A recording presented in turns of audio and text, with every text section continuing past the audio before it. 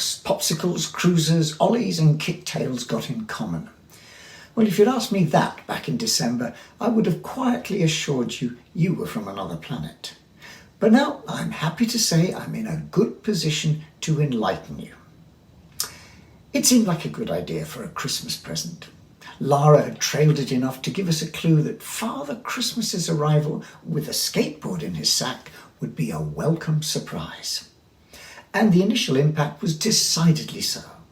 Unwrapping a bright blue machine with impressive decoration and wheels which lit up as she sped along the corridor in the first test flights. It was a good job that the present included a full safety kit of helmet, knee and elbow pads and so on, because she spent much of the next day crashing into bookcases, doors and anything else unfortunate enough to be in the way of her hurtling progress. And that was just inside the house. Cue the need for some training in the art of riding a skateboard. Now, since this is a skill set with which I am most certainly not in possession, this led me to outsource the problem to our local indoor skateboard park, where I booked a couple of lessons. Turned out to be an education for me too. While sheltering from the noise of kids shouting encouragement and challenge at each other, and the rumble of wheels over plywood ramps and chicanes, I sipped my coffee and thought about some of the innovation lessons it was demonstrating. Not least, the power of innovation to create a whole new market. I had no idea just how big a business skateboard had become, but a quick dive into my phone revealed some impressive facts. Estimates suggest that the market size is of the order of $3.2 billion, and that's in 2022, and it's forecast to grow at around 3.5%. That's a lot of skateboards on the streets and in specialist parks like the one I'm in. Extending my research, I also come to realise what a sheltered life I've been leading. There's a whole world out there beyond the simple piece of wood on wheels that I thought it was. And it's an industry full of innovation.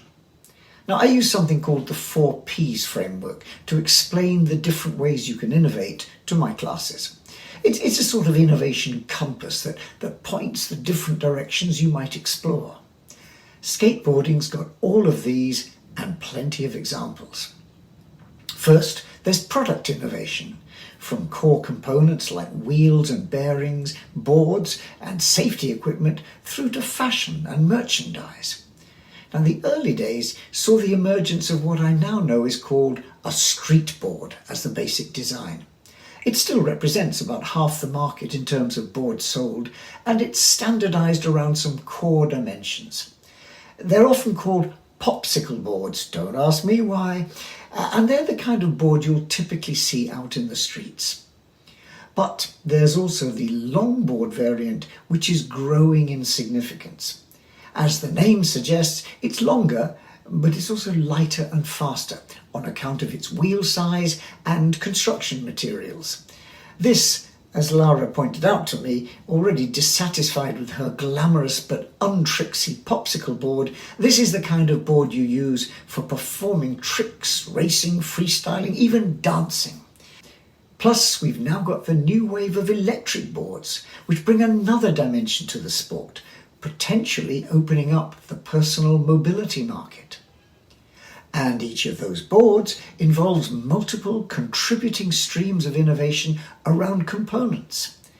Take something as mundane as wheels. Now, naively, I assumed they were just roller skate or suitcase wheels attached to a piece of wood. Nope. The early days of metal wheels were fraught with poor performance, high friction, and lots of collateral damage to the surfaces being ridden on. So non-metallic alternatives emerged, from simple clay versions in the 1960s through to today's polyurethane variants, based on Frank Nasworthy's 1972 invention. Now, this latest iteration also provides an opportunity to build in some of those fancy display electronics which Lara's finds such a draw on her board. Even the humble bearings inside the wheels turn out to be a key innovation step, moving from simple loose ball bearings to sophisticated engineered precision bearings which last longer and give a smooth ride even under the tortuous twists and turns of a ride round the skateboard park. Or look at the trucks on which the wheels are fitted. They've moved from being simple crossover fixtures taken from roller skating to becoming a high-tech branch of the component world, continuously refined to give better turning radius, stability and control, which allows for more complex maneuvers and tricks. Classic need-pull innovation. Skateboard product innovation also provides an excellent example of the idea of dominant designs and technological trajectories, that classic pattern in which different designs compete in the early days of an innovation before a dominant version emerges, which sets the path for further incremental development, which is periodically interrupted by another radical shift enabled by technology or different market demand. Now, in the case of skateboards, the simple plank of wood on wheels which dominated the early days was upended, pardon the pun, by Larry Stevenson's rethinking of the deck, the board, to include a kicktail in 1969. Now, a kicktail is the upturned rear end of a board which gives better control and crucially enables many of those fancy tricks. And it wasn't long before the double kicktail, a turn up at each end, became the standard for modern boards. And of course, we're not just talking about the boards themselves. There's innovation matching this right across the ecosystem which has emerged around the skateboard. Take the case of footwear. The increasing profile of the sector attracted both specialist sports suppliers and also fashion brands, and has led to another interactive set of pulls and pushes to create innovation. For example, Vans in the 1970s introduced the diamond shoe pattern, offering better grip and foot protection. And since then, skate shoe companies have continuously innovated, focusing on preventing bruises, increasing flexibility, and importantly, enhancing grip. Now, what about process innovation? Well, watching Lara on those wooden ramps and slopes showed how much this has changed since the early days of trying to travel down a road in a straight line. Now we're in a world of complex spins and runs, jumps and curves, all of them supported by specialist architects and engineers designing ever more complex experiences across which boards can travel, swivel, twist, turn and jump in multiple ways. It's not really surprising that in 2016 the International Olympic Committee announced the inclusion of skateboarding in the 2020 Summer Olympics. Now, there's also scope for what we call position innovation, expanding the market to whom the innovation is targeted and changing the story being told about it. Skateboarding is no longer the province of hardcore fans. It's grown to be a mainstream sport, drawing in enthusiasts of an increasingly wide age range. According to a recent survey, skateboarding is now marked at the 3rd position in the most popular sports category, after football and basketball, in the United States. Europe's been catching on fast, and Asia now has the highest growth rates, not least in China. It's also another world, full of fans connected online and physically, creating a subculture around the sport. Since the first skateboarding magazine was published back in 1964, a whole media system has emerged, spanning print, video, podcasting and films, and populated by real-life and fictional heroes. With my newly acquired skateboarding vocabulary, even I am now able to make more sense of the arcane worlds of mutant turtles, shredders and their like. And skateboarding's a powerful force in fashion now, not just as a fan-based marketplace. In 2016, at the Paris Fashion Week, Dior launched its winter collection on a neon-coloured skateboard catwalk ramp. The icons are everywhere, and so too are the sponsors, riding their own market waves with their brands plastered all over boards, apparel and other merchandise. Now, from time to time, there's also an opportunity for what we would call paradigm innovation, changing the way we think about what it is we're doing and how that creates value. That can refer to the business model being used or being changed, but it can also get right to the heart of what we consider the boundaries and shape of our activity. Now, we've seen this before in the world of sport. Just as Dick Fosbury shifted the way high jump athletes think about and move with his famous Fosbury flop, so skateboarding has had its turning points. Now, I'm reliably assured from my instant education via Wikipedia that Alan Gelfand invented a move in 1978 called the ollie, which has revolutionized the field. It's that basic move in which the rider leaps in the air without using their hands and enables all those amazing twirls, somersaults, and assorted gravity-defying maneuvers which make the sport so exciting. You'll be glad to learn that there are now at least 15 variants on the ollie, including the nollie, that's a nose ollie, the switch ollie, the half cam, the pop shove it, and the fakie ollie. So, there's plenty in the current innovation space around its skateboarding. But where did it come from? Its origins lie in the 1930s, not surprisingly in the surf-rich worlds of Hawaii and California.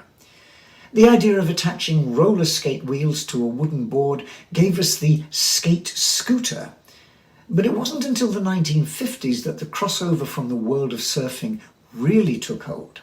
Standing on a board, rather than scooting along with one foot on it, led to the need to find ways to balance, to turn, and to move in ways analogous to riding the ocean swell.